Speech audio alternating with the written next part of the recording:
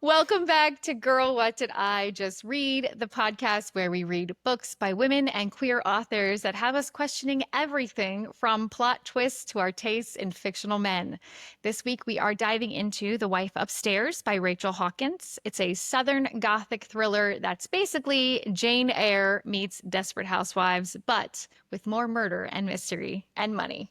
In this particular book, we have gotten fake identities, rich people's secrets, hot men with mysterious and shady energy, and we will be talking about female rage, female friendships, how complex they can be, and we all know that they are pretty complex, and whether or not we can root for a sociopath if she is cute and if she has a tragic backstory, in spite of which she spins a successful millennial core business. Think the live, laugh, love era of the 2015s. Think of the beige homes, beige furniture, beige decor. Oh, and also think about stacked jewelry.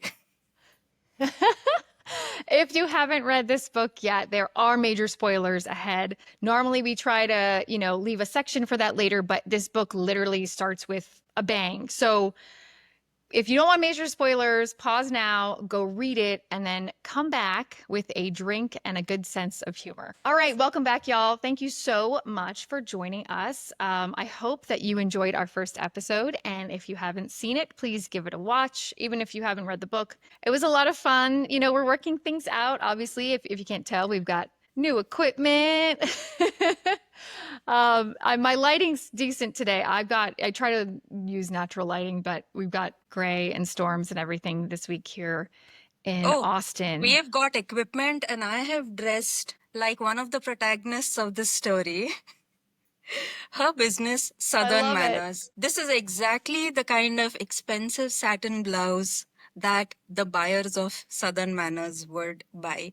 The kind of faux diamond earrings, and again, the stacked jewelry. But coming to the book, this is Rachel Hawkins' adult debut novel, The Wife Upstairs, which is a reimagining of Charlotte Bronte's Jane Eyre, which is set in modern-day Alabama. Now, the setting of this novel is in a rich suburban neighborhood called Thornfield Estates. Now, appearances cannot be trusted in this gated Stepford-like community. Over here is where we meet our protagonist. She is 20-something Jane Bell, who's working as a dog walker for 4 households, basically 4 housewives, who don't need a dog walker at all because they have huge backyards. But then again, if you can afford it, why not do it? It's all about want over here. There's no need. Now, behind this beautiful neighborhood and behind the closed doors of this beautiful neighborhood, we come across the handsome, enigmatic widower, Eddie Rochester. And all is not what it seems with him. It has come to be known that his dead wife had a lucrative Southern lifestyle brand, Southern Manners. And this particular haven is not a heaven in any form or shape. There are false pretenses all around this neighborhood. The people too in this book are not really people. They are personas. Over here, all the worlds are staged to them. Everyone is trying to influence others. Impressions are very important. Appearances are very important. And over here is where the protagonist starts to slowly unravel the mystery of B. Rochester, who was Eddie Rochester's late wife. And currently he's free, he's a widower, so we see what hijinks he gets into. But this book is, in a way, a very good retelling of Jane Eyre because it parallels Jane Eyre when it comes to its plot devices, but it departs from Jane Eyre in a very interesting way. It departs from Jane Eyre in such a twisted form of misleading the reader that you are really kept hooked till the end as to what is going to happen. So with this book, I can say, as Jane Eyre says, dear readers, this book had me tweaking. First of all, I would like to say bravo. Great. This was your pick. Awesome pick. You gave me some options, but this was your top pick, right? Yes, we needed to have a clear departure from the rom-com that we read last month. From the corn. Yes. And over Um, here, we are trying to aim as much as possible to read as diverse genres as we can come across. Absolutely. Yes. We'll talk about it towards the end of the podcast, what our thoughts are for the next book. But we're trying to switch up genres every month because again, we're trying to do this at least once a month. Yeah. So Yes. I really like this book. I have to say, it's not something I would normally pick up because again, and if y'all have listened to watched our last one, my picks are usually kind of weird. But I like that, Shaggy and I have we have a lot of the same taste, we have a lot of different tastes. So I would not normally have picked this up because the cover, and I've noticed all of Rachel Hawkins' covers now that she's doing her adult novels, they look like Colleen Hoover books. They And do. I don't want to read Colleen Hoover. Like, we're never going to read Colleen. Well, no, I take that back. Maybe we will.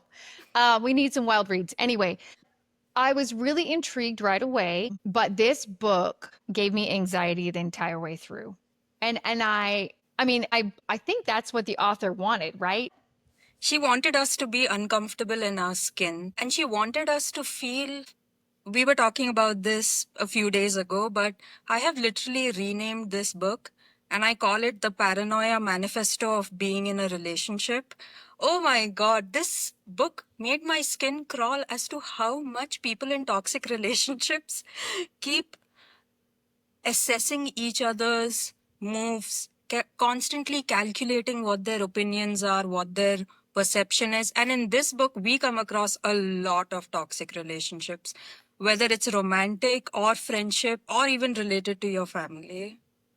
Exactly. And with this book, I think we thought we knew what we're getting into. Yeah. Jane, our protagonist, very young, 23 Yeah. ish. 23-ish. We get it from her perspective, right? And then before the halfway point, we get another perspective we weren't expecting. And then later on, the author brings in Eddie, Eddie Rochester, his point of view.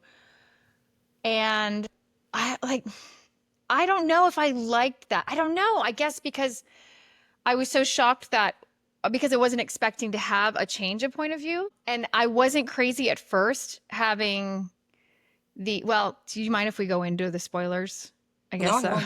no. Let's Okay. go ahead. So, I mean, maybe like 25% of the way in or less, all of a sudden the supposedly dead, the missing presumed dead wife of Eddie, who is V. Rochester, we get her perspective because she's alive. And I guess too, with the title being The Wife Upstairs, we should have guessed that. We're getting her perspective because we, the reader, are supposed to know coming in from the title that the wife is still alive. And what happened was, and feel free to pipe in, Jane is this dog walker in this, very posh who's who society, this neighborhood in Alabama, in this wealthy area in Alabama. And she talks about people who she works for. And obviously we get her thoughts about them. She also likes to steal from them. She's a little bit of a kleptomaniac. We'll get into some of the psychology in a little bit. And, she runs into the mysterious Eddie. Eddie's not from there. He married B. Rochester a few years prior, who B. Rochester, as you mentioned, was the very wealthy owner of the business Southern Manners. So it's a lifestyle brand, right?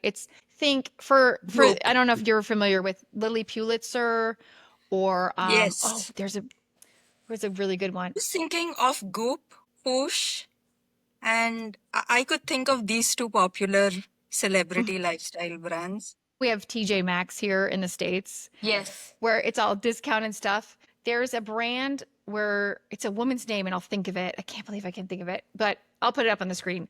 And the joke is that everything that she makes, all it is just a basic item that's usually white or cream or beige. And it just has a word in like that thin, tall script of exactly what it is, like flour, cookies, or, I definitely would see B's things maybe ending up at TJ Maxx. It's very, I would say it's pedestrian. It's not high end, But anyway, she's made herself a multimillionaire from this. She has her best friend. I'm Blanche blanking. in them. Blanche. Yeah, Blanche is her best friend. And then we also have the other ladies of the neighborhood, of course, whom Jane used to work for. So she used to walk their dogs, and we'll get into that. And here's the thing about the women, the other women, and I'm just going to call them the other women or the ladies, because personally, how That's they were because they are described. all interchangeable. Like all of them, Exactly. their personalities. I didn't even bother casting them. I've cast one person and I'm gonna just make them triplets. Yeah. So I'll let you take the rest of it about the whole backstory of a year prior to when this novel starts. So, in this, when we get introduced to Jane, she has a very hate the rich attitude. I mean, she steals, of course, for her needs because she's someone who's come out of the foster care system, who aged out of the foster care system. And we don't have that in India, but I've read enough about it to know the horrors of being in this kind of an arrangement. And she is a really scrappy, resilient woman. And her scrappiness, it so happens coincidentally that she ends up this rather free widower, Eddie. They have their meet cute when she's walking the dog and he is racing out of his driveway in a red sports car. He's almost about to kill her, but he doesn't. He helps her up and immediately asks her to have coffee with him, which, okay, I don't understand if I would go into someone's large mansion and have coffee with them. So over here, you see there's a very clear class divide. There is help versus people who can afford help, and a very downstairs, upstairs kind of a situation. Something like that, what happens in Downton Abbey. So over here, Jane knows clearly that the only way out of her situation is through a single rich man. And I mean, I appreciate her scrappiness. What else are you going to do in this world?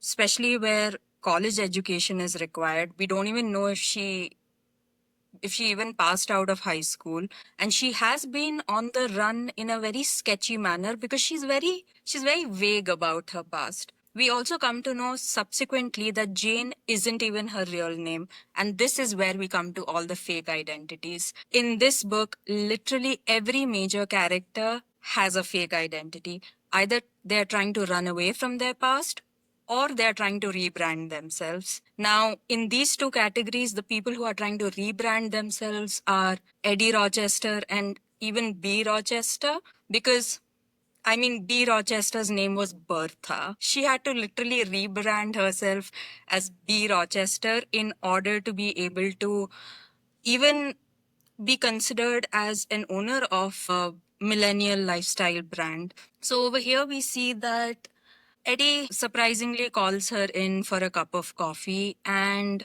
oh my god, red flag number one. He immediately decides to buy a dog and he asks Jane to be his dog walker. And I'm like, whoa, relax, guy. Your wife died just 6 months ago. Nobody is asking you like to be devastated constantly and have like red rims around your eyes and like dirty laundry and dishes not done. But I mean, relax a little bit. Actually, my first red flag for him was when he was racing out in his sports car. He was wearing aviators while it was raining. I literally wrote in my notes, question mark, who wears aviator sunglasses in the rain? Like, if he had a convertible car, why didn't he just put the cover up? Exactly. Yeah. Very sus. Really odd. And he's very like, didn't she describe him first as kind of dark circles under the eyes? And he looked, clothes were a bit rumpled. But she had already known from all the neighborhood gossip she'd gotten from Gossip. her other clientele about him. So she knew who he was. And I guess she wasn't surprised to see him like this because she's expecting this grieving widower, because yes, this whole incident where B and her best friend Blanche went missing was only 6 months prior to the the book starting. So this is what happens. He and Jane slowly start dating, which is so obvious as it happens in books like these. And yeah, clearly guys get over things very quickly. So they start dating and just speed up a few pages ahead. And it so happens that Jane is completely turned by how he listens to her and how he remembers things. And someone who's so starved of affection her whole entire life, she, I think, starts giving in to that side of his, which is caring. But I think more than caring, he's observant. He's a keen observer. I don't think he really cares about what she is how she's saying things, rather than just the factual details of what she is saying.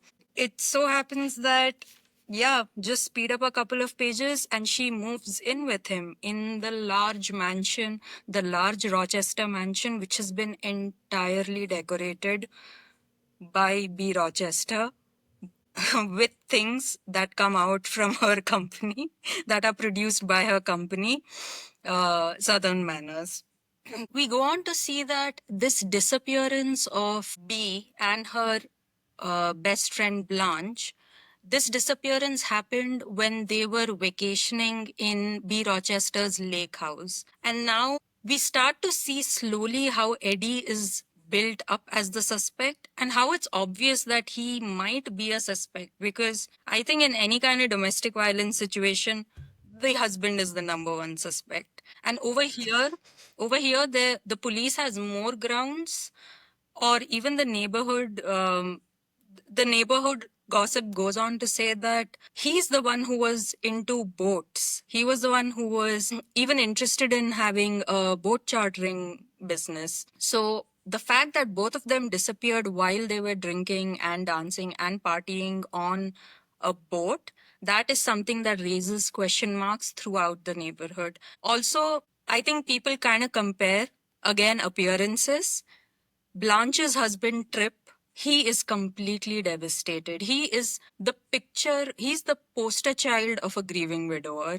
Whereas Eddie, I mean, come on, he's literally started dating Jane within a span of a week, and she moved in with him pretty quickly after that. So the way their relationship progresses in itself is the biggest red flag, because obviously I'm seeing a clear age difference over here. If Jane is 23-ish, I'm assuming he has to be in his mid 30s at the very least. They didn't say how old he is, but if you remember the security system of the lake house, it has the passcode of B's birthday, and that Right. is 12th June 1985. I'm thinking B would have not gone for someone, I would say 3 years plus or minus. I don't think she was looking for someone very older, because she was herself very financially stable. And maybe she wasn't looking for someone very young either, because she had a huge business to run, and I don't think she could be someone's babysitter or raise a man child. So I think she would have gone about with someone closer to her age group. So yeah, I guess we're thinking Eddie's somewhere in his mid late-ish 30s, because he's still very good-looking guy. But yeah, there's not a whole lot of description of him except a bit of his like coloring. I just thought it was interesting. Yeah, they don't give a lot of description to him. I think we are just supposed to assume that he's very conventionally good looking, but conventionally good looking in a non-threatening way. I think the fact that he is good looking in a non-threatening way ensures that despite his rather not great economic circumstances, he is able to easily adapt in all sorts of society. He can adapt in a rich neighborhood. He can adapt enough to even be able to marry someone like B. Rochester. So he is a slippery little fish. Definitely. And with him, we get to see that he's obviously not who he says he is. Jane isn't who she says she is, because, Jane had the rough upbringing. She ran away from her last group home, her last foster home, under mysterious circumstances. And we get from her and the interaction she's having with this relation of hers she had been staying with prior to the story starting, that people might be looking for Jane, but we don't know what she did or didn't do when she left Arizona to come out to Alabama. I'm not even sure. Oh yeah, she left to go to Alabama because she had this connection in Alabama, this guy John that she used to be in a group home with. But the thing is with Eddie moving fast, it's not just Eddie. So we Yeah. also learned that Jane, not only is she a klepto, she gets a thrill from it. She likes to take from these people who have, because sometimes she does resell the items because she doesn't really have a steady job. All she's doing right now is dog walking. But sometimes she keeps the things and she wears them in front of these people just for the thrill of, where they're going to know, am I going to get caught? And she invites herself into his life because as soon as she gets invited for coffee after he almost hit her in front of his house, his front of his mansion. I mean, I think her hackles were raised a little bit when he said, "Hey, come in for coffee." But then she goes in. I do think that she can read people to a point. I don't think she's as good as some of the other people in the book. Granted, she's 10 plus years younger than them. But then she realizes, "Oh, he likes me. I know how I can get in." So Jane manipulates Eddie into, from their coffee date. Their coffee date wasn't that great, but then she gets him to ask her out again. And then she thinks, oh, we could be a thing. And then she thinks, you know what? I really would rather live in his house than the crappy house I'm staying at with John. I don't even like John, which we're still not sure like what she's doing with John, if they're friends or they're friends with benefits. So I thought it was really interesting. So that's also why I got the ick right away with the book, and which is fine. I'm not saying it was a bad book. I'm just obviously then I realized this is what the author wants, because we're like, oh, this is our main protagonist. This is a person we're mostly following the book, and oh, I don't like her. Just again, like the last book with what I compared to Twilight, where we have Bella, the protagonist. I don't like her. I don't I don't particularly like Jane, at least in maybe the first half of the book. But anyway, she finagles her way in, and then she realizes, I don't want to just live here. I I want more. want I want it all. And so Yeah. she manipulates Eddie into proposing. But this is what they're engaged within like 3 months or so of meeting. Between February to April. Yeah. Mhm. So that's 2 months. I, That's about it. I mean, and I know there are people that move fast. Like I have heard of, these love stories where people whirlwind romance and they meet and they marry within 9 months. And sometimes it works out and sometimes it doesn't. But we can see from Yeah. getting at least into her mind at first that she's using him. But the only thing I had a hard time with was he kept throwing all these red flags. And then especially as we get into more of the book, the investigation of his missing wife and her best friend isn't over. And how he Exactly. reacts when the police lieutenant comes in, I'm sorry, but I felt like Jane didn't have a lot of self-preservation for most of it, because there were some really telling parts where it was like, whoa, dude. Patient was so connected with poverty that her self-preservation wasn't really it wasn't coming on to her life as of now. Her entire aim was to get out of the poverty situation and then start thinking about other things in life. So I think in a way, because she was so caught up just trying to come out of this situation of poverty that she's seen throughout her life. I think, in a way, Eddie was throwing really big red flags, because I get it, he's rich. I get it, people can be generous, but this generous, I mean, it's a little telling. And it's also important to note that Eddie was the one who got his wife declared as legally dead so that he would be able to run her business in her stead. So we see over here that, I don't know, there are just things mounting up that show Eddie is shady. He even stalks Jane on one occasion when she's moving out of the horrible apartment she shares with John. There are a number of instances which show that there's something off with Eddie, but in a way, maybe the reader can rationalize it into thinking that he's ensuring he's not marrying someone who's a gold digger, or he's not going to be ending up with someone who has very obvious motives of only finances with him. So in a way, a little bit I was rationalizing what he's doing, because I guess rich people are paranoid, but no. They should be. And you're right. Like she has the self-preservation in terms of the poverty, and it does override her self-preservation of the current moment.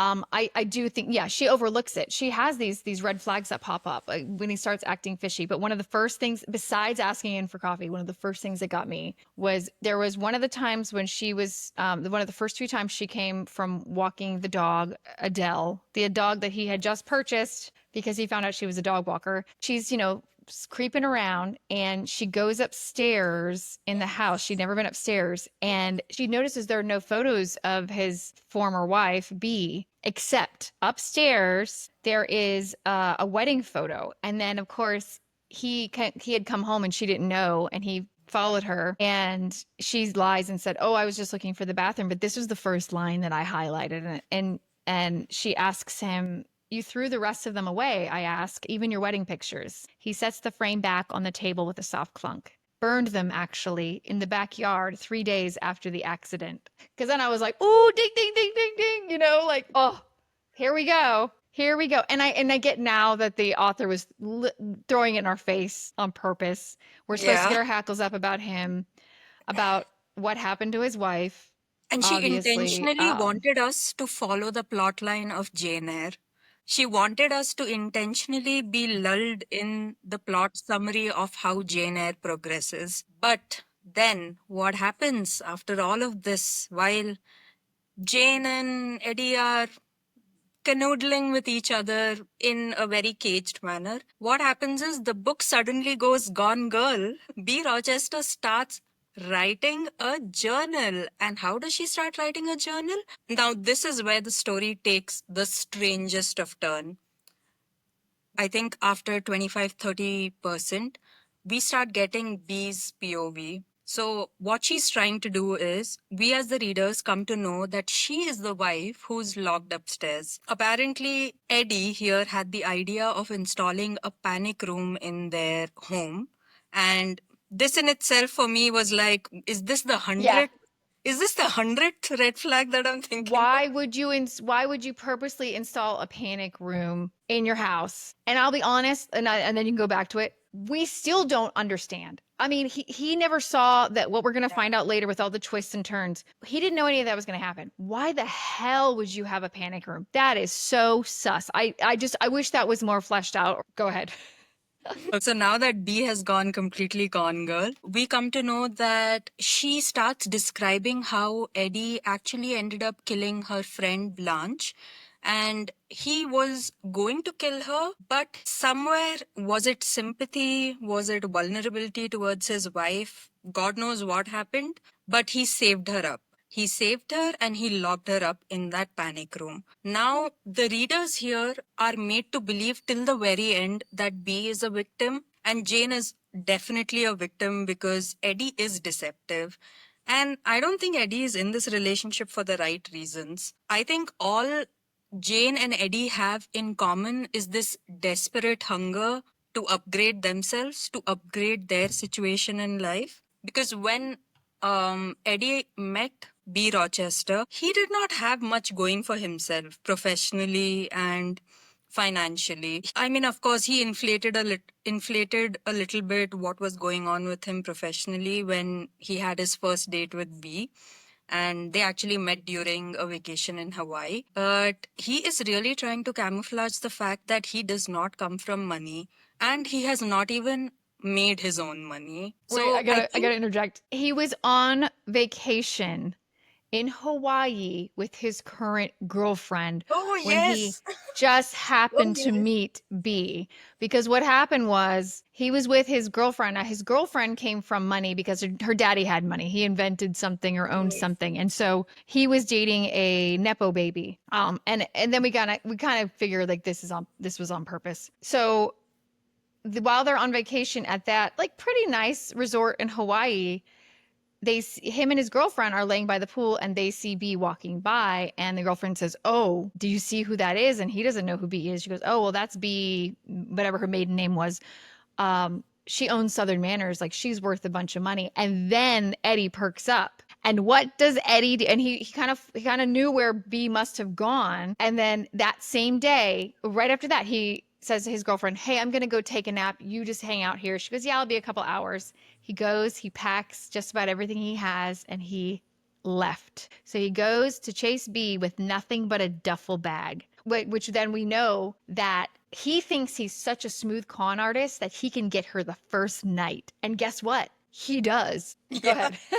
I don't know how B exactly falls for this, but honestly speaking, Eddie is like a very small scale con artist. I think B. Rochester has the bigger con going on because she has a past that she needs to hide way more than Eddie. Because her past is way more grim, it's dark, it it really shows the loneliness that she went through throughout her childhood and even to much of her adulthood, where she replaced the need for human connection and intimacy by working very hard and by building a successful business. But over here, I feel when both parties are cagey about their past, but they kind of have a kind of mutual affection and attraction for each other, I think it mutually benefits them. And then they start living more in the present and start planning more in the future. Because in a way, both are getting what they want. Here, Eddie was able to get the wealth and the reputation and the name that B comes from. And B was able to get a husband who will not dig up into her past because he doesn't want to talk about his past. So she is, I think, a long-term con artist. Absolutely. Well, when she leaves her bad background, gets herself, and I commend B, she finds out about this elite private girls boarding school, wherever they are in Alabama, and worked so hard in middle school to get herself a full ride through the rest of high school. I mean, that's commendable. I was like, wow, what a boss babe. But then when she's there, she realizes they can see right those girls who were all brought up from money that are at this girls' school. They can see right through her. And she, A, wants to be like them because she wants to fit in. She doesn't want to be made fun of. But B, she's like, oh wait, like I can take on kind of the persona of these women and get further in life. You know what it reminds me of? It just popped in my head. Mystique from X-Men, how like she doesn't like how she looks blue. And so she always like presents herself as, Jennifer Lawrence in the movies or Rebecca Romaine in the elder movies. And in like in X-Men, it's so funny that I'm relating this to X-Men, but in X-Men, she doesn't, she was born a certain way and it's written all over her face, literally. She looks blue. She looks like a mutant. And so she's able to, her superpower, if you guys don't know X-Men, is she can make herself look like anyone. I guess she's just had to have seen whomever. She has to know what they look like. And so it's like the same way, B then tries to mold and model herself like these women. But she meets this friend. Blanche takes B under her wings in this girls' school and they become best friends and like inseparable and they're like in many ways. I thought it started very pure and then at some point it gets dark. So go ahead. No, I was going to say that we see how complicated female friendships are over here, especially between B and Blanche, because Blanche thinks that she rebranded Bertha into the B that we know as of now, into the successful B.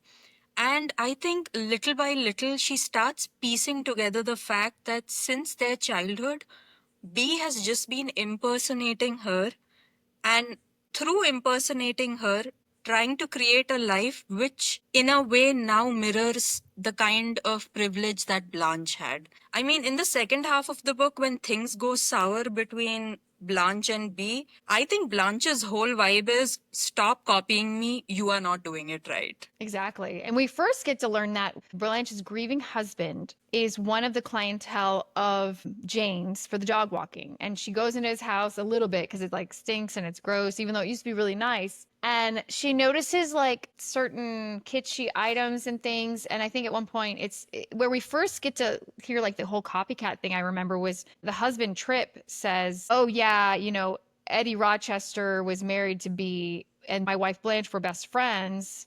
And obviously they died together. But, don't look at B's the Southern Manners business as her own. She stole everything. She copied everything from Blanche. That's how we first get that tip off is we could see that Trip has like this chip on his shoulder about Eddie and Blanche. And obviously then we get to learn that they were like double dating. And so Trip knew a lot about Eddie. Trip got vibes. And I think Trip noticing this, and obviously if Trip noticed, Blanche would have noticed this a long time ago.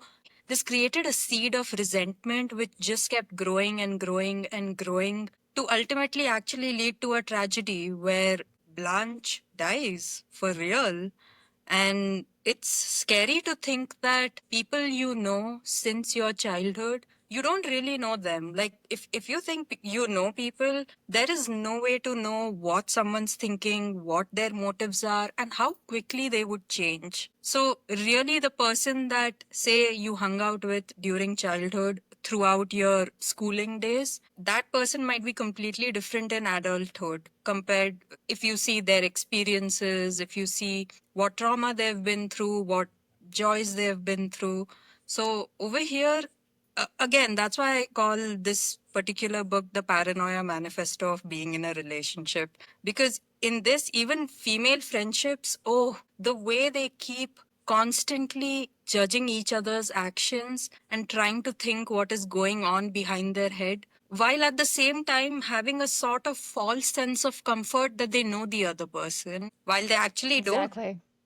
And what's interesting is that I think a lot of female friendships are like this in real life. You know, in high school, you think, oh gosh, I can't wait to get out of high school and there won't be this drama and with other, with boys and other girls. And my mom had told me forever ago, she's like, don't be surprised when you get to be an adult. People still act like this. And so it makes me really sad when I see this. We still see this now. I mean, I've seen this in friends in my 30s and then, my friends who are in their 40s and I've heard stories of people older than that, like engaging in this like competitive cattiness. And especially with women, because I do think women on the whole are more so like this. Maybe men are, but they don't talk about it. But women are always analyzing like what's going on with this. Either what's my boyfriend Exactly. doing, what's he thinking, or what's my best friend? What do they really mean by that statement? We really read into things. That's really true. And okay, now I think major plot spoilers are ahead. So, viewers, if you want to skip this entire part, please skip it. You can skip it till our hot takes section. So, major plot spoiler. Until now, if you were thinking that this book is going to progress like Jane Eyre by Charlotte Bronte, no, no, no, no, no. Rachel Hawkins has a lot of tricks up her sleeve. Now, halfway through the book, what we find out after a lot of trials and tribulations and Eddie and Jane's relationship, after all of that, we find out that B is actually the cold blooded killer who offed her friend Blanche. And now the reason she wanted to kill Blanche was because Blanche knew a secret about her. The secret being that she supposedly had pushed her mom off a flight of stairs because her mom had embarrassed her in a fifth anniversary or some kind of a big conference Yeah, it involving was her a big business, it was a big Southern party for Manor. B's company. Exactly. And her Yes. mom was there. Her mom was drunk, as she knew her mom probably would be. She created a horrible scene and she basically, how much B had tried to rebrand herself, her mom kind of poked holes in it by actually saying things that reflected the fact that B's childhood was actually a southern gothic horror drama. It wasn't as privileged, it wasn't as polished or finessed as B has really tried to make her brand to be. Now, what happens is that Eddie is the one who witnesses her offing her friend Blanche in order to save her name and reputation. And B over here, from what I can see, she rationalizes her actions. She knows that this is something that needs to be done first in order to save her business and also to save her relationship with Eddie, because their marriage is, maybe it has some element of love, but it has a lot of elements of convenience over here. So Eddie witnesses her best friend in. Wait, sorry, one more thing. Yeah, Remember go ahead. what really, I think what really pushed B over the edge was when Blanche approached Eddie because Eddie is a contractor, right? So she Um, approached him saying, "Oh, I want you to do work in my house." And Eddie was getting jealous because he realized after they got married, B is a boss babe and she put a lot of time and effort into her business. And so Eddie felt neglected, even though she didn't make him sign a prenup. He was privy to her millions of dollars without any Exactly. consequence of like, even if they got divorced. But then, which you would think because he's also a con artist, that he would have been fine with that. He could have been up to whatever while she was working, but he wanted to make be jealous. And he already knew that Blanche was starting to have a crush on him, and because Blanche was tired of Trip and her life and everything going on. And so Blanche continued these advances and Eddie let it happen. He Yeah. almost encouraged them, but when it came to the time when Blanche put a move on Eddie, he said no. But he was allowing this to happen because he knew it was making B jealous. And I think that in the end was it. She was like, screw you, Blanche. Like, you're on to me about my mom, and now you want to come on to my husband. I think that's what the straw that broke the camel's back. And I mean, I don't blame her. I mean, don't kill people. I don't think she should have killed her. I mean, Blanche has ulterior motives here as well. I think she was trying to piss B off. I think she was, in a way, trying to say to her, by making advances at Eddie, she was trying to say that B, if you can copy my life, I will take over your life. And as of now, besides your business, your husband is something that you think is an important part of your life. So, you know what? I can get him. And why not? Let me one up you on this. Yeah, for both sides. I get it. I totally get it. I would have been upset if I were Blanche. And honestly, B should have approached one of the two sooner, but I guess her mind works in a different way. She should have approached her husband sooner. I think she did a little bit and he's, scoffed at her. But Mm. if Blanche was really her friend, she would have been comfortable enough to approach Blanche about it. Yeah, exactly.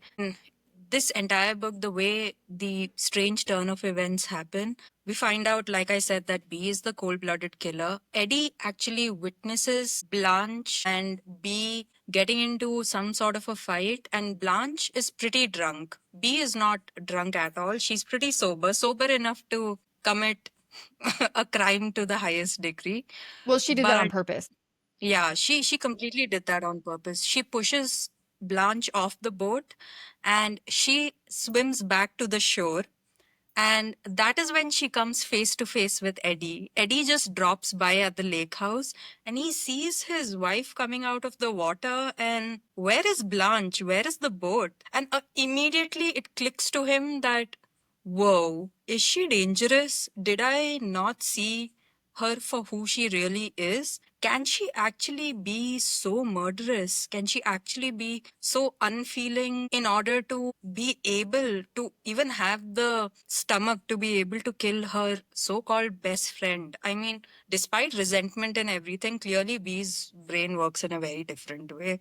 Yeah, I have to add, B is so treacherous in that she gets Trip in on this. So she's not a fan of Blanche's husband Trip at all. It was supposed to be girls' weekend at the lake house. She, without telling her own husband, she texted Trip and said, "You should come," something like, "Blanche would love to have you here. We're having such a great time." She knew Trip was an alcoholic, okay? So she has Trip come all the way down there, and she is treacherous enough to, and she had this, I think she had this all planned out before the weekend. B fed both Blanche and Trip so much alcohol, and B pretended to be drunk. She spiked Trip's drink with like Xanax so he'd fall asleep. So then his wife thinks, "Oh, he's just passed out drunk." They drag him to the guest bedroom. And while he's in the guest bedroom, B is like, "You know what? Let's just us two go party on the boat that I bought for my husband, the pontoon boat." And B is pretending to be drunk and she's not, because she gets Blanche out there and she's hiding a hammer. And so once they get far enough out the lake, Blanche, passes out drunk on the boat. And B doesn't just push her in the water, she bashes in their head 3 times with a hammer. Anyway, B is so treacherous that she brings in this, I would call Trip an innocent bystander. Later on in the book, we learned that when we're back, because the timeline shifts around a lot, it goes back and forth, as is the perspective. But there was the point when the police lieutenant comes around when Jane is engaged to Eddie. And they're like, "Hey, guess what? We've finally found Blanche's body. We haven't found B's, but it's Yeah. obvious she was murdered, right?" And they didn't say exactly what happened. Then they pulled Trip in because Trip's her husband. And B knew that this would probably happen. What B did when Trip was passed out at some point, I don't know, at some point she got Trip's credit card and went to a store near a hardware store nearby and purchased the hammer. I'm still fuzzy on how that happened because she didn't leave when they were getting drunk. You know, she didn't steal the credit card when he was asleep. Go get the hammer. But anyway, B framed Tripp for this, knowing that eventually, if they ever found Blanche's body, that Tripp would be indicted and he was facing prison time. Yeah, exactly. She's awful. B is the worst. First we were hating on Jane for being the scammer, and now it's like, whoa, here's somebody way worse. And you know, we thought then Eddie was bad, and then we get B, and we're like, Jesus, can this book get any more like anxiety filled? You know, we don't know who to root for either. I guess Jane. Again, I think the anxiety part of the book is pushed by the fact that we are kept at the edge of our seat, and we are kept at the edge of our seat by the actions of all of these characters. I mean, the Stepford wives, they are in a zone of their own, completely oblivious to the world, just concerned about appearances. So we are able to categorize them and their actions. But then we see the actions of our main characters, Jane, B, and Eddie. And the thing is, because they keep guessing what the other person would do, I think in a way, we as the reader get projected with that anxiety of what would they do? Are they covering their tracks like four squares, or are they actually not that good at it? So yeah, we are constantly kept on the edge of our seat to ensure that, again, we do not fall under the trap of thinking that this is a retelling of Jane Eyre in its truest sense, because it's not. Rachel Hawkins has owned this book. It was a roller coaster ride, which made it very easy to read because it's a page turner, literally. You're just like, oh my gosh, what's next? What's next? And so in that, I will recommend it in that. It's a very easy read because it makes you want to not put the book down. Yeah, exactly. So yeah, the part where I think I broke off in the plot is that Eddie finds out that his wife is coming out of the water. He's like, something's off. It looked like they must have been on the boat, Blanche and B, because he can see that his pontoon boat is not at the harbor. So he's like, something's off. And when he sees the cold, unfeeling look on her face, something clicks in his head. And it clicks in his head where I think his primal instincts to save himself kick in. But then again, I feel that while Eddie, in some corner of his mind, knows that B has done something horrible, I don't think he is a dark enough person inherently. I don't think he's dark enough to actually think of killing B. I don't think he goes in that direction. Even to protect himself, he doesn't think that let me kill her so that I can save myself. This is a cold, calculative woman, and I honestly, now I'm looking at her from a completely different light, a completely different angle, which is scary and which kind of shifts the foundation beneath your feet as to what was this entire matrimonial relationship that was going on with them. So now, in a very smart, I wouldn't even say smart, I think he's just a dumb guy. But in his smart move, he decides that he should capture B and put her up in the panic room and think as to what he can do with her. Now he's caught up in a position. He's caught up in a very conflicting position. On the one angle, he is not psychopathic enough to want to actually kill her, because somewhere there is some element of love. Maybe not the way we would conventionally see it, but I think there's an understanding between the two of them, that I see you for what you are, but I also unsee the parts that you don't want me to see. So he locks her up in the panic room just so that he can have time to think how to get out of this situation. Because also, Eddie wasn't supposed to be there. He was not part of B's plan. B's plan was to lure Blanche and Tripp to the boathouse to, you know, frame Tripp. Because again, through all this, Tripp is still passed out in the guest room. He heard none of this happen. And what B's plan was to say that there had been an accident, that Blanche fell and she couldn't find her. This lake was a man-made lake. It was about an hour outside of where they lived. And there was a forest with really, really tall trees. It was a really deep lake. And so bodies could easily fall down and get lost and never found. Yeah. Too deep for divers to look for. And what B's plan was to swim to shore and say, oh, this happened and there was this accident, and to give her side of the story so then she could come back and live her life. She wasn't planning on faking her death, right? I don't think so. She actually hoped that Eddie would understand why she did this. I think she was hoping that the level of understanding of each other's personality that they have, that Eddie would be able to overlook the fact that she is very cold blooded. She actually relied on the fact that he will overlook it. It's just that his conscience kicked in and he didn't really have a plan. And somewhere, I think at the back of his head, he had the panic room idea for some reason. Like, because if we see in the book, the panic room is actually furbished really well. It has a large king size bed. It has a shower. So it's, in a way, it looks like maybe they were thinking that someone will mess up in some way, and then the mess will have to be cleared, and maybe a panic room could be the way out of this.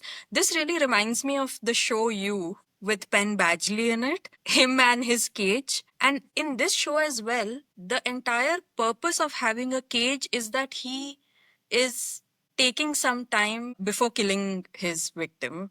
He's taking time to think. He's taking time to come out of the situation. So if we draw parallels to that, over here, for the longest time, we did suspect Eddie, and we did fall for B's fake Gone Girl journal of how Eddie had planned to kill her, because he was clearly showing signs of being so very sus from the very beginning. And just getting involved with Jane, I think, put the nail in his coffin. And also the point where he saw B coming up from the water, I don't think that B ever realized that Eddie was a con artist. And I think Eddie, maybe he picked up on some of B. I don't think they ever understood that they were almost the same. Almost. Yeah. Because, you know, B takes it further. Yeah. And Eddie realized in that moment when he looked at her and the look on her face when she's coming up from the water and she's coming in the backyard, he realizes that he thought he had been playing her. He thought he knew her. He didn't know. And that's what scared him. He actually didn't realize what she was capable of. And, you know, on B's end, she thought that they were ride or die. They were on the same page. However, she should have realized that she hid her, and again, I don't want to use these words lightly, but her psychopathic traits. Again, we are not mental health professionals. It's She not a realized clinical description of anything. that she hid those traits so well, but also she wasn't planning on him being there. So it's just, even through their marriage, which they got married pretty quickly, but they were married at least a few years and lived together, right?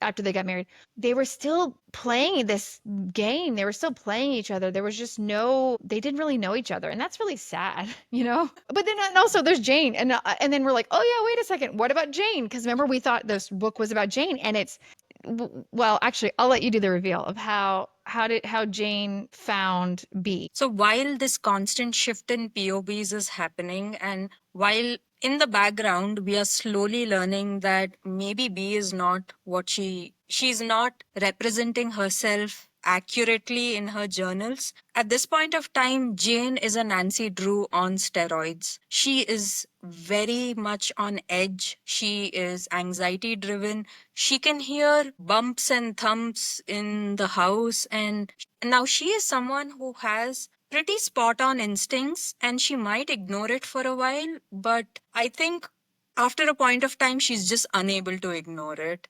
And especially the fact that these loud noises that keep coming from the house, and the way Eddie brushes them off, like, oh, it's a big house, it has vents, it has this and that. Old houses, big houses, they creak and they have a life of their own and all of that. But Jane has decided by now that no, something's not right with the way Eddie is behaving. Something is just off with his energy. And actually, something is off with his energy because since he locked B up, he has actually been visiting B constantly, which means for the last 6 months of her disappearance, plus getting into an engagement with Jane, he has constantly been visiting his wife, and like, Performing conjugal duties. I don't know what else to say. That for me reveals that he is a little bit psychopathic. Right? Again, by the time this book ends, they even say it's been just about a year since Bee and Blanche's Yeah. disappearance. The fact that Eddie could, 6 months into the disappearance, all of a sudden like latch onto this woman and get in with her, I can't even. And even wouldn't like, it's not a red flag to Blanche. I mean, it seemed from her point of view, it seemed like, well, how could he get it with someone? But she doesn't make that big of a deal. I'd be pissed, man. I wouldn't sleep with him. Then again, she wanted to stay alive. She didn't Yeah. know what Eddie was going to do with her. But I mean, with all of them, and I can't. So I just got the ick so bad, and it even I kept like screaming in my head, like, "Girl, what are you doing?" Like with Jane, and his wife's only been gone for 6 months, and then with B, like, why are you sleeping with him? He's got some 22-year-old downstairs, and you've only been gone for 6 months. They're all messed up, all of them, all of them. Not that this book wasn't bad, but I'm so glad to be done with this book. No, but now that Jane is like completely Nancy Drew on steroids, what she ends up finding is the copy of the journal in Eddie's coat. And this is the journal that B has been writing her misrepresenting story. And this was kept in one of Eddie's coats, which when he visited her in the panic room, she slipped it in. And when he came out, he must have like put it up on the hangers. And Jane, I mean, now that her life is on the line, she is kind of forgetting about the poverty aspect of it. And she's like, oh my God, now I need to stay alive. This is just cutting too close to my throat. And she ends up finding the journal and reading the entirety of the journal. It shocks her.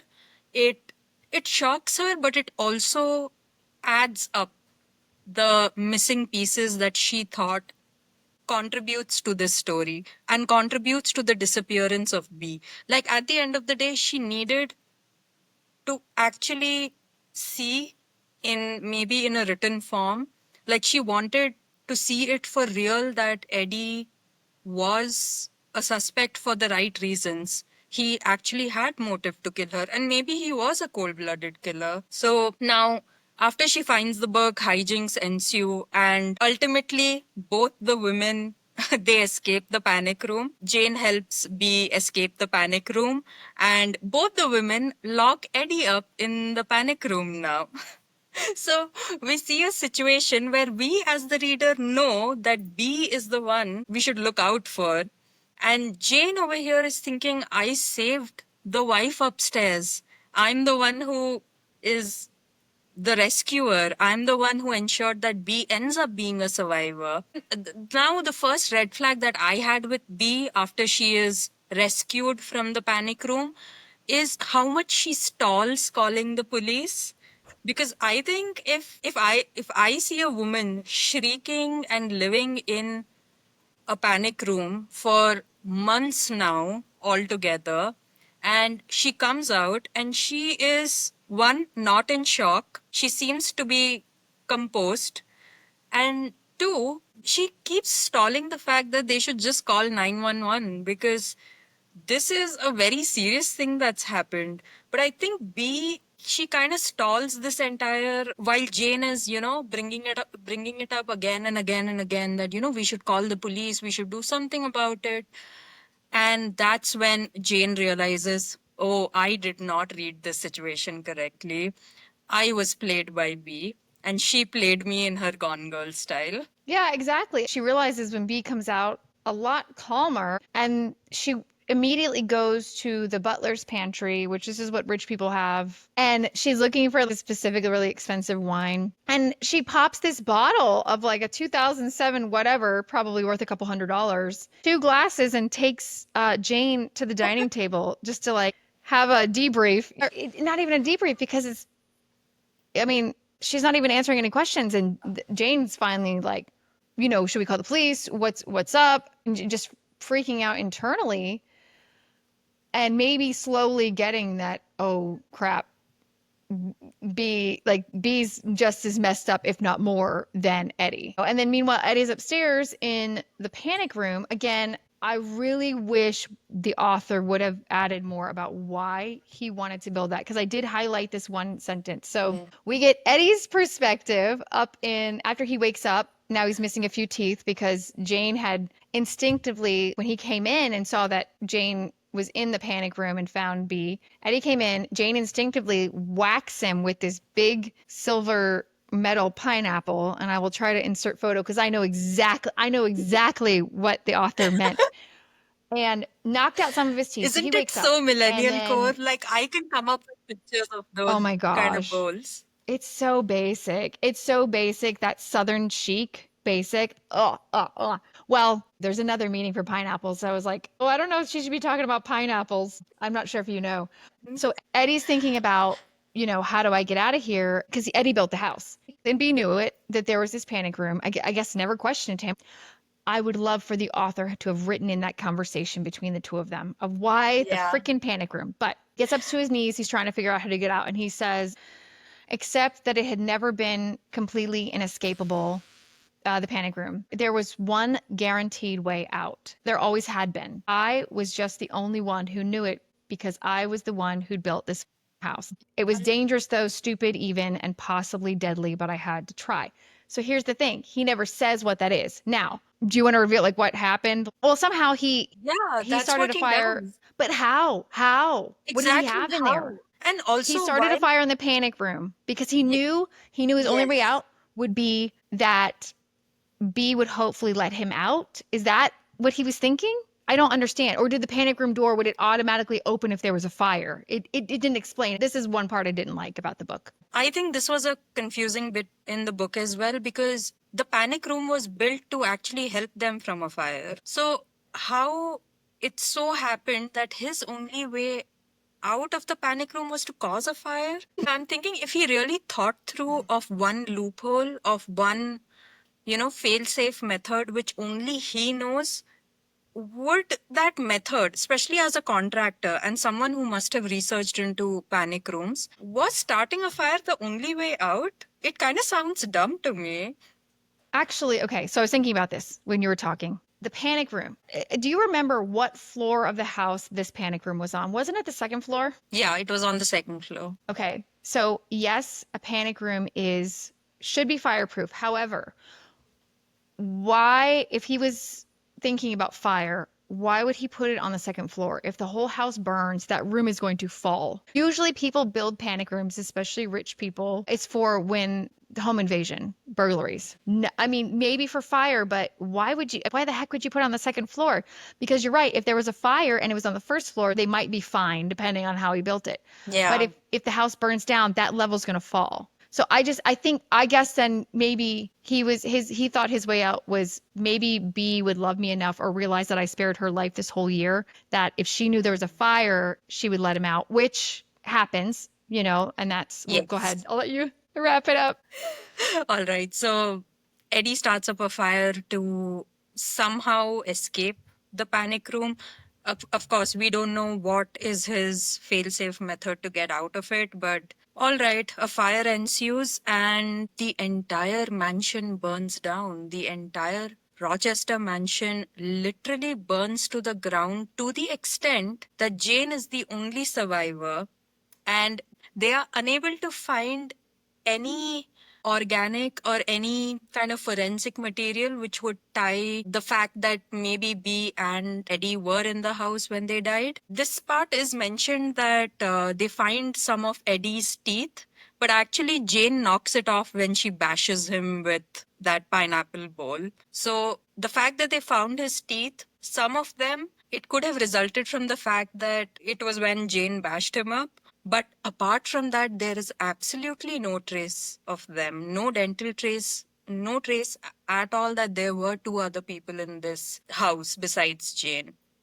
And now, of course, Jane being the only survivor, we kind of try to come to terms with the fact that we might actually never find out what happens to B and Eddie. Now, this is the part where Jane is reclaiming her story back. She's reclaiming her narrative and she is rationalizing in her head as to how she got played and how much she was able to play other people. But I think this shocks the hell out of her to know that she was part of such a big deadly games and a big deadly game to the extent where her life was on the line. I think Eddie had the ability to kill her. I think even B had the ability to kill her. So Jane, I think, is just the lucky one out of this situation. And here is where we get that underdog wins at the end of the day feeling, because immediately after their engagement, Eddie revises his will and he bequeaths his entire properties, his business, even the business of B, Southern Manners. He leaves everything to Jane, which is again a little suspicious that you've just gotten engaged. Why would you do this? Even Eddie's lawyer is a little bit confused. I think Eddie was scared that if B got out, he had to have some layer of legality to ensure that his financial stability will not get affected, whether B gets out or not. So over here, at the end of the day, the one that we've been rooting for, the underprivileged, the sad life of Jane, she comes out as the real winner in this story. But at the end of the day, despite having all of this wealth to herself now, she is still haunted by the thought that what possibly happened to B and Eddie. Did they actually escape? And if they escape, then what's happening to them right now? She romanticizes that ending. She thinks that B and Eddie are sitting by the beach and kind of glad of the fact that now they don't have money in between them to have ulterior motives, and now their love is actually pure. But I think this is the 20s, what do you say, romantic idealization. Fine, Eddie might give his support to B, but he has actual reasons for being in this relationship.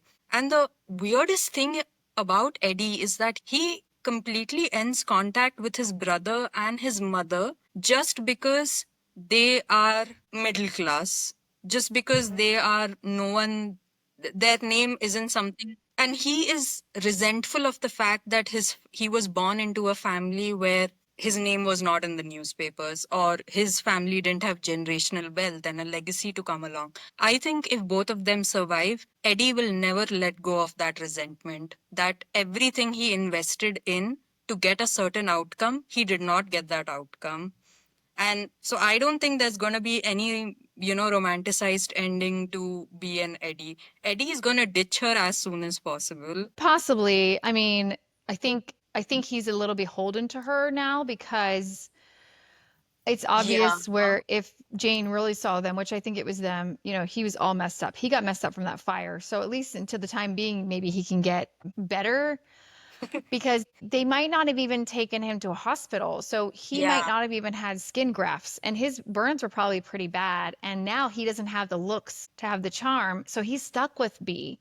And he realizes that she knows everything. If he tries to get away, she'll probably kill him. So he's screwed. Yeah, I mean, he is beholden to her in more ways than one. I think Yeah. psychologically, physically, emotionally, a bit. I mean, because he had enough love for her to keep her alive. I'm still hung up on the panic room. Also, I wish because they fleshed out Jane's background, because they fleshed out B's background, I wish they would have just gone a little bit more into Eddie's. I think we as the readers deserve to know a little bit more of his nurture, so we could figure out why he is the way he is, his nature versus nurture.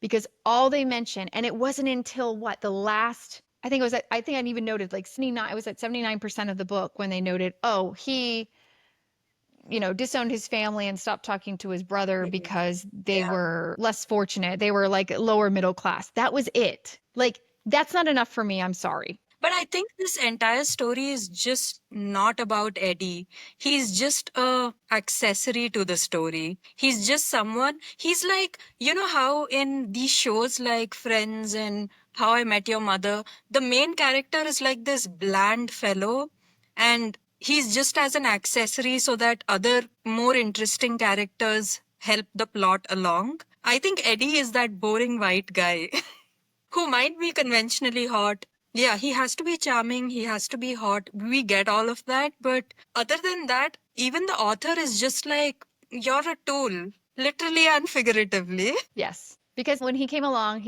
to use B. Yes, he did fall in love with her to a point, but you're right. This book is about the women. It is about Jane, it's about B and Blanche together. And that's also why we wanted to bring up topics about like female friendship and rivalry and things like that. But I still stand by. I still needed I needed a little bit more on Eddie because we like to analyze and we like to armchair psychoanalyze. But yeah, we had a lot to talk about with this, and I really liked it because it was very unhinged and it made us say like, what did I just read? So I know real quick you wanted to talk about the fashion Yes. of the book. This book is so heavily loaded on the backbone of B's business, Southern Manners. I think in almost every alternate page, either we are given the various kind of decor that her company produces, or we come face to face with the fashion of the so-called rich suburban neighborhood. All right, so I'll start with it. I'll start with the first one. You can say if it's kitschy or classy.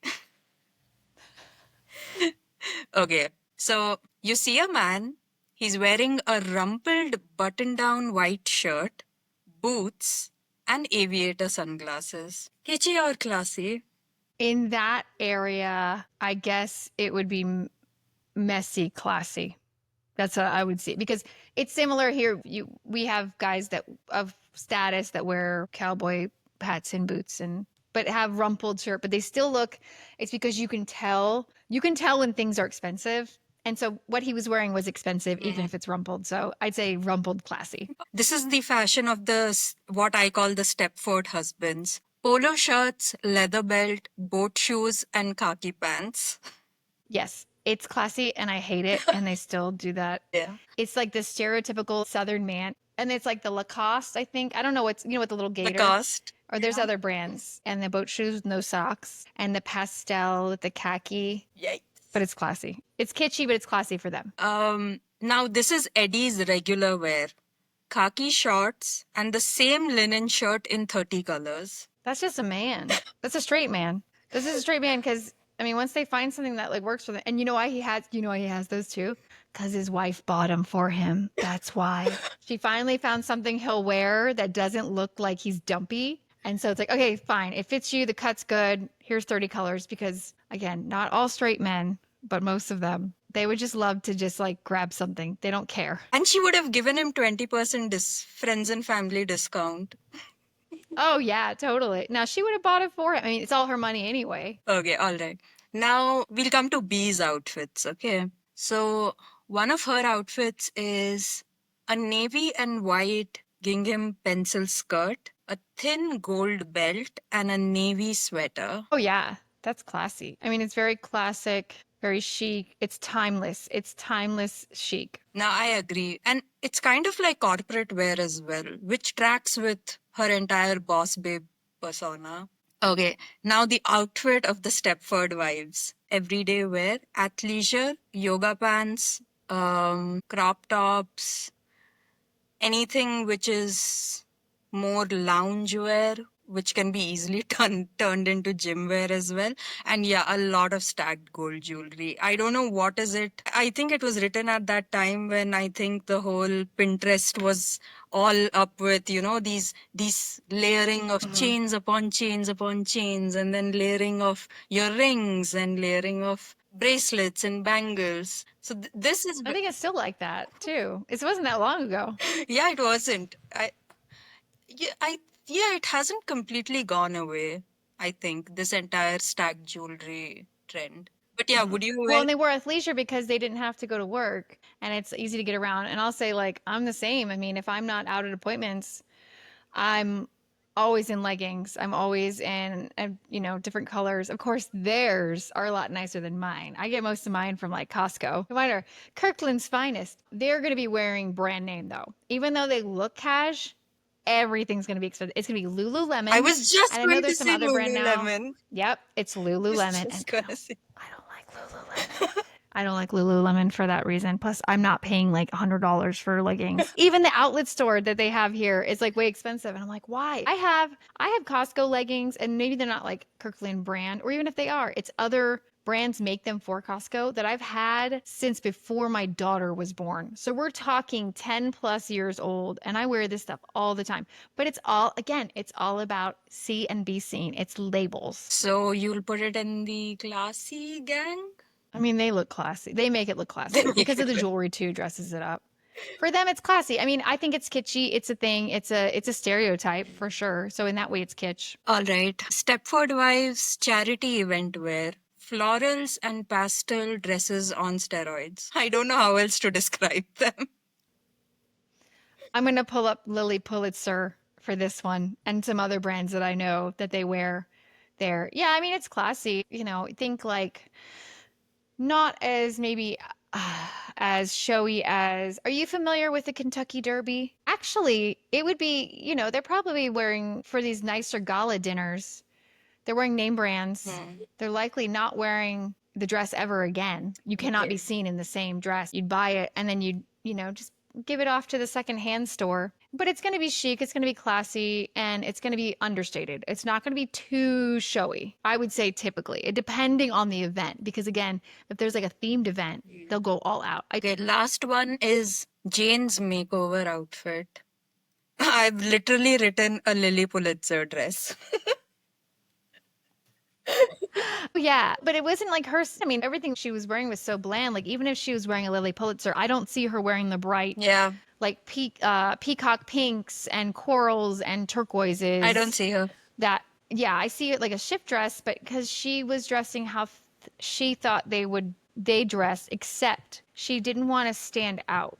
So I think purposely she went for more muted. She wanted to just pass. Do you know what I mean? Until maybe she learned how to be like them more because she thought she was going to be around longer. Yeah. So, no, actually, the fact that you mentioned she preferred muted tones, that's kind of true because one of her outfits after she starts dating Eddie and like he gives his credit card so that she can shop around, she buys a beige shirt dress. I was like, what kind of an outfit is this? It's so boring, but I get it. It's safe. It's safe and it's conservative. So she's really trying. She's trying hard, but I don't think she's hitting the mark. Well, also she hasn't lived there long enough. She's not from there, right? Remember, she's from Arizona. Totally different. Their bougie scene is still they're gonna have some of the same hallmarks, but it's gonna be different in the Deep South. And so I think she hasn't. It's like Mystique and X-Men. If Mystique was in a situation where she didn't really know the people and had just seen them, she would guess at someone she could pass as. She was guessing as to what they would look like. Yeah. That's the X-Men analogy. Okay, would you keep this in your house? A bowl in the shape of an apple with a perfect bite cut off. No. This is again. But again, I mean, like, it's so my decor is totally different. I know I don't even have all my decor up. I didn't get my stuff up. I haven't put my artwork up yet still, but yeah, no. But I can see that. Yes, it's the crap that's at TJ Maxx. And I like TJ Maxx, but there's a lot of crap at TJ Maxx. Okay, last one. Would you keep this in your house? A dishcloth with a watermelon pattern. I mean, really, for summer. It really feels like I'm reading back to that live, laugh, love era. We're still in that era. We're still in that era. No, but at least now Gen Z call it out as chuggy. Oh, are you familiar with the store Hobby Lobby that we have over here? Yeah, so it's the Christian-owned company, but it's a lot of that kind of stuff and like spiritual quotes on, these cheap canvases and, live, laugh, love and all these. Inhale faith, exhale fear. Yeah, and that's great. It's good. I mean, it's kind of that thing of like where people make vision boards and it's like you see those words every day. Hopefully your subconscious will soak them in and you'll live like that, you'll act like that. But a lot of times those people don't. Those are the people that don't. Not all, but some. Okay, I'm waiting on my friends to get married so that I can go and check out what kind of kitschy decor they keep. I love it. Oh, and real quick, so let's do casting. Oh, You casting and astrology. okay. Casting, I think, okay, B, according to me, B needed to be someone with a very strong jaw. I don't know why. I always like pictured her Oh. with a very square, structured face. So I was thinking Ashley Simone from Bridgerton, Miss Kate Sharma, she would actually work Oh, as B. She could look like a cold, ruthless boss babe slash murderess. yeah. She could. That's And good. also in this movie adaptation of ours, we will emulate Bridgerton. We'll not keep all white I like that. characters as the ones in power. So I think Ashley Simone is great. I think a serious role like that would kind of be really good for her. Not just to play the romantic interest, but to kind of get out of that.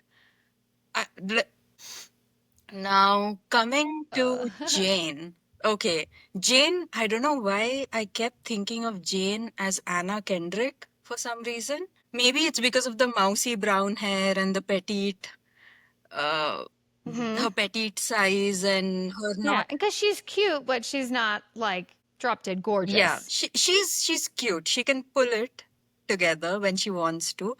But again, Anna Kendrick minus the comedy. This is Anna Kendrick going for, Okay. yeah, this is Anna Kendrick going for her Oscar. She's playing a complex role. Someone multidimensional, someone that has a lot of facets, good and bad.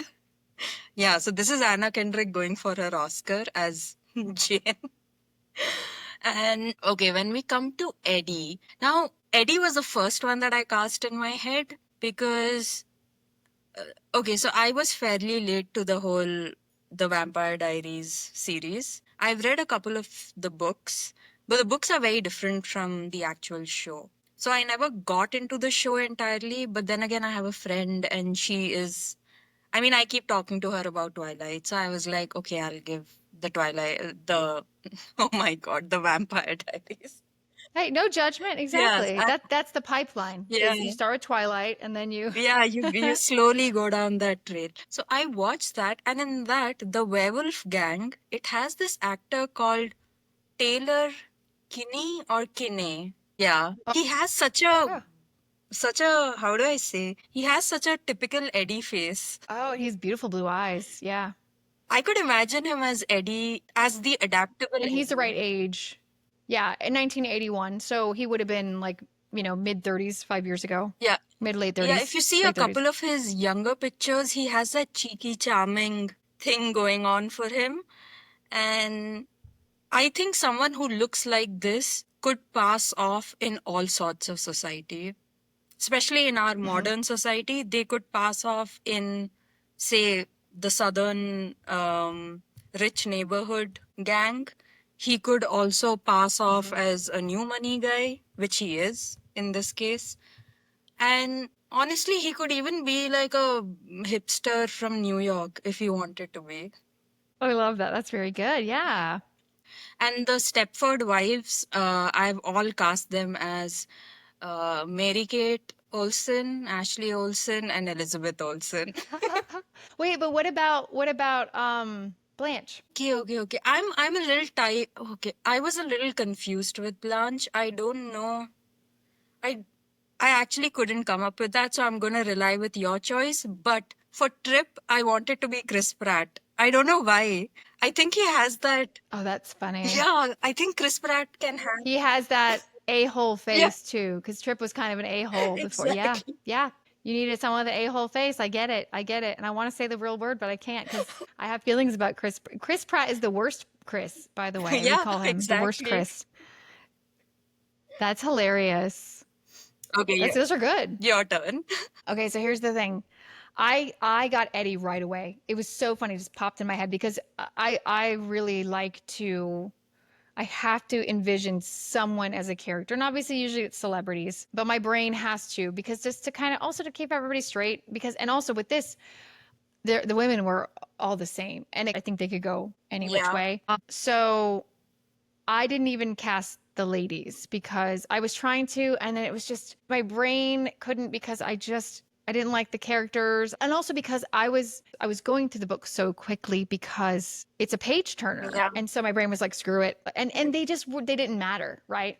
And I have to say, kind of the same with Blanche. I had a really hard time, but Eddie I got right away. And it's so funny because I know he's supposed to be from the Northeast, but I got Tom Hiddleston. I think Tom Tom Hiddleston was my Hiddleston second choice.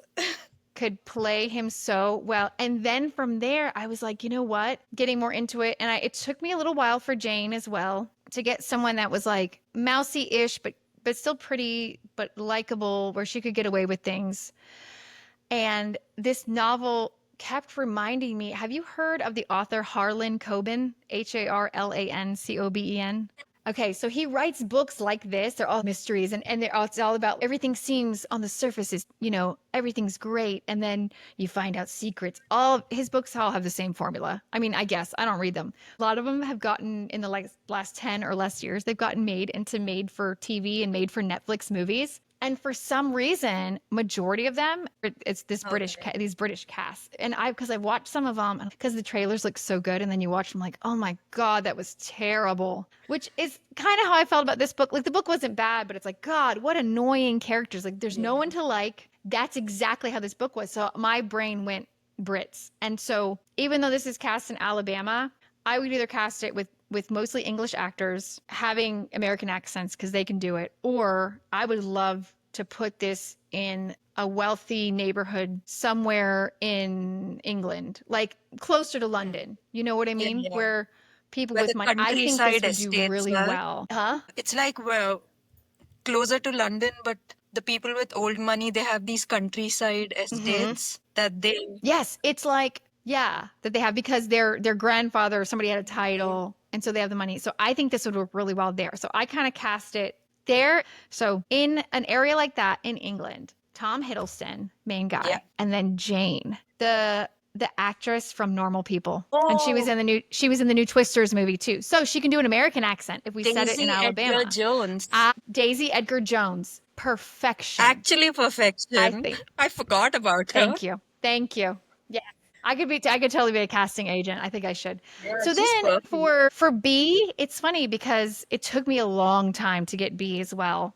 Because I wasn't expecting her. But for B, and then Blanche, I kept going in between back and forth with the same actress. So I never really cast Blanche because I was just like, well, someone that's like this actress. So her, and I don't know her. I didn't know her name. I just looked her up. But Megan Fahey, she's been in a lot Yes, of things lately. I think she's kind of up and coming. she's the White Um, Lotus. She's from the White Lotus fandom. is she in the White Yeah, Lotus? season Oh, I didn't 2. know that. She's in season 2, and So it's so brilliant that oh, you mentioned okay. Megan Fahey because she's in this show on Netflix called Sirens. And Yes, with Millie Alcock. yes, with Millie Alcock and Julianne Moore. And the plot of Sirens, the themes that you see, like how I mentioned the indirect forced complacency amongst rich wives and these pastels, charity events, pretenses, upstairs, downstairs situation, help person who can Yeah. afford help. There are so many parallels between that show and this book. But yeah, Oh, that's so funny. Megan Fahey would be And I haven't brilliant. seen the White Lotus seasons yet either, which I know I'm planning on it, and I have to start from season 1. But yes, Megan Fahey, She's and then brilliant. I would say definitely someone that kind of looks like Megan Fahey Yeah. because what I got between their two relationship, B and Blanche. Do you know that movie from the 90s? I think is it The Hand That Rocks the Cradle? No, there's a movie from the early 90s, and it has Bridget Fonda. I know what Bridget Fonda. So it's a movie she was in that reminds me of their single white female. That's it. So their relationship kind of reminded me ish of single white female from 92. Oh, and Jennifer Jason Leigh is her friend that kind of like glomps onto her and that starts copying everything. And then she Yes. wants like her boyfriend. And because Bridget Fonda and Jennifer Jason Leigh, they cast them because they do look fairly alike, especially when they have the same haircut and color. I think The bowl, take an the actress, bowl cut haircut. yeah, take an actress that looks almost like Megan Fahey, maybe make her a little more mousy. No, opposite. Find someone that make Megan Fahey's character look a little as B, make her look a little less glamorous as Blanche because she always wants to be Blanche, but she's the Timu version of Blanche, you know? You know, for that, we could actually cast Blanche as Megan Fahey, and Yeah. what's the name of the older Rhaenyra actor? Which one? Who's the older Rhaenyra in House of Dragons? Oh, She could be brunette. Darcy. Yeah, Emma Darcy. If you, you know, Emma Darcy is non-binary, yes. and I do feel that Emma, I've seen them in other roles and I forgot, like, Emma is such a chameleon is what I'm trying to say. Exactly. That And and she has that coldness about her. Like she could yep. act like she cares, but she could immediately pull back all of those emotions as well. Yeah. So we're gonna make this a made for Yeah. Netflix and we're gonna do it just like Harlan Coben and it's gonna be all English people. But they'll be all be playing Americans because all of them can do American accents. I love it. I love it. And the rest of them we don't care. Like they're We all don't care. the few background characters. That was so good. I loved it so much. Okay, great.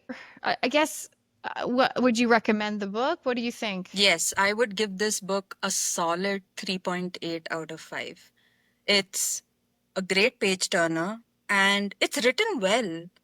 I was not irritated with the alternating points of view. I was actually, like, the more I understood that there are different POVs, I got more and more engrossed in the book. And I also think that the author was very clever in, like I said, ensuring that the book is kind of faithful to Jane Eyre, but also in a way that makes new readers want to have this book and want to go through this book and not rely on the fact that it could be the same Jane Eyre that we have seen in so many movie adaptations, so many book retellings. So yeah, a solid 3.8, definitely. And at like roughly 200 to 300 pages, it's not a very taxing read. Like I was able to go through it in what, like 3, 4 days, and I wasn't even reading, Hmm. like, I wasn't Yeah, speed I had to slow reading. down. Yeah, I wasn't even speed reading it. I was just like, whoa, what's gonna happen? What's gonna happen? And I was misled in the best ways. Like, especially the fact that Eddie is not what we thought he was, like the bad guy, and the bad guy is actually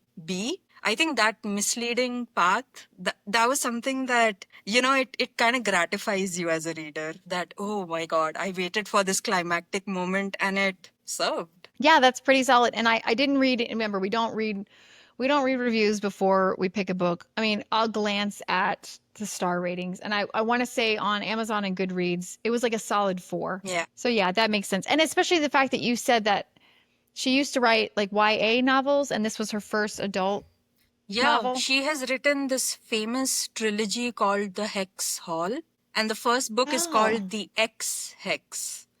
So I want to read that book because Rachel Hawkins, fake identities, she writes under a pseudonym Erin Sterling, and Erin Sterling is the author of The Hex Hall. See? Add that to our list. Yeah, that's I would like to read that sometime. Yeah. I mean, it wasn't bad. It was interesting to read. It's not something I would normally pick for myself, which is why we do this. But now that you say that this was her first foray into adult, I'm sure after this she's really honed her craft of Yeah. writing this type of book. So I would be open to reading her more recent books because I'm sure she's gotten even better. Not that she's bad. Like I said, my few qualms were not explaining, fleshing out certain things, or maybe not thinking to add certain details. But that was it. I didn't have to tell Kindle to fix Yeah. anything, nothing like that. No, all in all, it's a brilliant book. And it made me care for Jane, which I think this is what the book set out to do. Actually, I forgot to say in my Kindle version, the author has a recommended reading list if you like this type of book. So I just pulled it up. Yeah, please go ahead. I don't have that section. And she said, Yeah.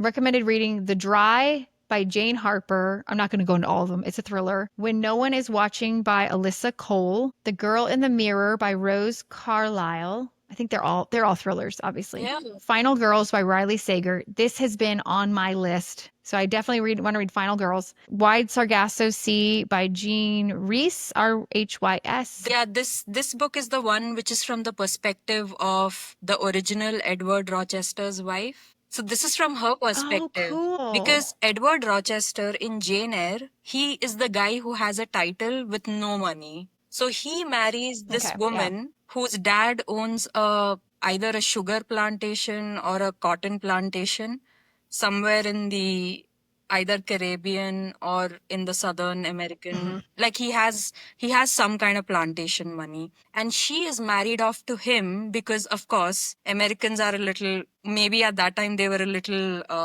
wowed by a title like a count or a duke or a Yeah. viscount, and these would all be empty titles with no money. So this is entirely from her perspective of how she ended up getting married to Edward Rochester, how it was an arrangement. It was like a financial arrangement between her dad and Edward Rochester, and how she ended up being in his attic as the wife upstairs. Right, because you said I should watch the 2011 version with Mia Wasikowska. Wasikowska and my old boyfriend Michael Fassbender. I used to have such a crush on him. And yes, I'd seen it ages ago, but I'm glad I rewatched it. You said it's the best film version. And yeah, he does say to her, it was an arranged marriage. I never loved her. It's because her father had money and all that. So yeah. And then the last one she says is called My Lovely Wife by Samantha Downing. She said this book is pitched as Dexter meets Mr. and Mrs. Smith, that movie with Brad Pitt and Angelina Jolie. I think people should read this book. Yeah. If you like Big Little Lies, if you kind of like The White Lotus, if you're into um like any of the adaptations of Leanne Moriarty's books, Nine Perfect Strangers. Yeah, this is like the perfect domestic psychological thriller. And you can use this as a gateway book to get into this genre completely, because this particular genre is complex. You deal with people, you deal with situations, you deal with societal norms, and you deal with these inner workings of things that people think are perfect but are actually not beneath the surface. If you all have anything you think we should read, please let us know. Please subscribe, like, comment, share. It really helps. Follow us on Instagram. We are the same as on YouTube at Gurl, Gurl. What did I just read? And yeah, we've been posting, by the way, I'm Katie. That's Shaggy. We didn't introduce ourselves. I'll put it on the screen at the beginning. She's been making amazing memes. And I've been making clips of our episodes for Reels and Shorts. So they're really great little snippets. We just appreciate you all, and we're just going to keep doing this. So yeah, and thanks for being here with me, Shaggy. Yes, love doing this. Follow us, tag us, share us, do all of those things, guys. Love you.